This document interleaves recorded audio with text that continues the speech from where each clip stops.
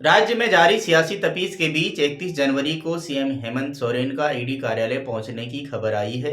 इसकी पुष्टि करते हुए ईडी ने बताया कि सीएम कार्यालय की ओर से 31 जनवरी को ईडी दफ्तर पहुंचने का मेल प्राप्त हुआ है।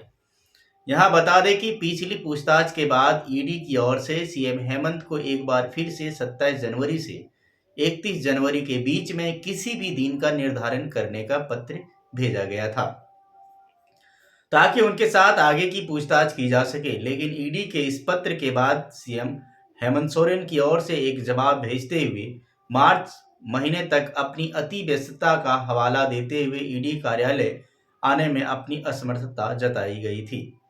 लेकिन अब ईडी की ओर से यह दावा सामने आया है कि सीएम हेमंत सोरेन 31 जनवरी को ईडी कार्यालय पहुंचकर ईडी के तमाम सवालों का जवाब पेश करेंगे। यहाँ यह भी बता दें कि आज ही सीएम हेमंत सोरेन के दिल्ली दफ्तर में ईडी की दस्तक हुई थी, जिसके बाद सीएम हेमंत को लेकर गुमशुदगी के दावे किए जा रहे थे। सारे मीडिया चैनलों और वेबसाइटों की यह सुर्खियां थी कि सवालों से भागते हेमंत सोरेन की खोज में ईडी उनके दिल्ली आवास तक पहुंच चुकी है। कुछ चैनलों ने तो सीएम हेमंत सोरेन के साथ पूछताछ होने की खबर भी चला दी। हालांकि कुछ ही देर बाद यह खबर सामने आई कि सीएम हेमंत सोरेन अपने दिल्ली आवास में मौजूद नहीं है और ईडी सीएम हेमंत सोरेन के बजाय उनके कर्मियों से सवाल दाग रही है।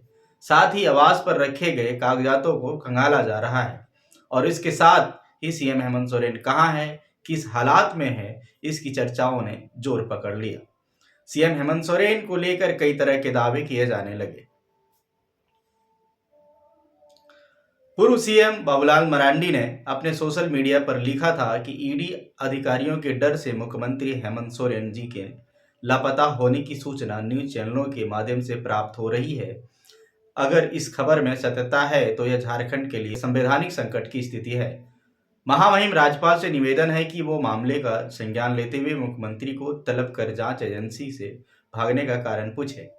झारखंड की साख और प्रतिष्ठा दांव पर है। अपनी इन हरकतों से हेमंत ने हमारे आदिवासी समाज की प्रतिष्ठा और गौरव को मिट्टी में मिलाने का काम किया है।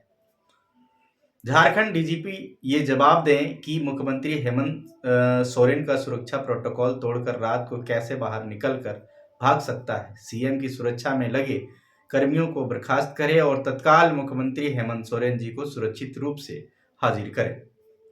आखिर एक राज्य का मुख्यमंत्री भगोड़ा कहलाने का पाप कैसे कर सकता है, शर्मनाक। अभी बबलाल के इस बम की गूंज सामने आई भी नहीं थी कि इस बीच भाजपा सांसद निशिकांत दुबे ने दूसरा बम फोड़ा। सोशल मीडिया पर अवतरित होते हुए निशिकांत दुबे ने लिखा है कि मैंने पहले ही कहा था कि झारखंड सरकार का महाधिवक्ता मेरे झारखंड के आन बान और शान वीर शिबू सोरेन जी के बेटे मुख्यमंत्री हेमंत सोरेन जी को भगोड़ा घोषित कर देगा। आज मेरी बात सही साबित होती दिख रही है। मीडिया के खबरों के अनुसार या तो हेमंत सोरेन जी भाग गए दिल्ली से, या तो बीमार हो गए, या तो अपहरण हो गया। झारखंड के राज्यपाल जी को उनके सुरक्षाधिकारी को बर्खास्त करना चाहिए। झारखंड का नाक कट गया। तो इधर भाजपा प्रदेश अध्यक्ष बाबूलाल और गोड्डा सांसद निशिकांत के द्वारा सीएम हेमंत की गुमशुदगी के दावे पर अपनी प्रतिक्रिया देते हुए झामुमो महासचिव सुप्रिय भट्टाचार्य ने बेहद तंज भरे अल्फाज में कहा है कि गोदी में बालक और नगर में ढिंढोरा यदि बाबूलाल को साथ बैठकर चाय पीने की बेचैनी है तो इसके लिए वह अपॉइंटमेंट के लेटर भेजें, मुलाकात की उनकी हसरत पूरी कर दी जाएगी। सीएम हेमंत अपने रूटीन वर्क के साथ दिल्ली में हैं, अपने दायित्वों का निर्वहन कर रहे हैं और इधर मीडिया में बवाल खड़ा किया जा रहा है।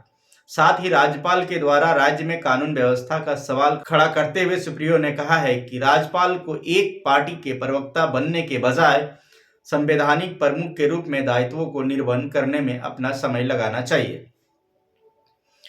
किसी राजनीतिक पार्टी का स्टैंड क्या होगा, उसकी रणनीति क्या होगी, उसके मुद्दे क्या होंगे और उसका एजेंडा क्या होगा, यह राज्यपाल की ओर से तय नहीं होगा। लेकिन राज्यपाल को अपने संवैधानिक दायित्व के निर्वहन से ज्यादा राजनीतिक गतिविधियों में रुचि बढ़ती दिख रही है और यह चिंता का विषय है। इन सभी विषयों पर ध्यान देने के बाद एक बात समझ में आता है कि झारखंड में लॉ एंड ऑर्डर को बिगाड़कर राष्ट्रपति शासन लगाने की थी प्रयास।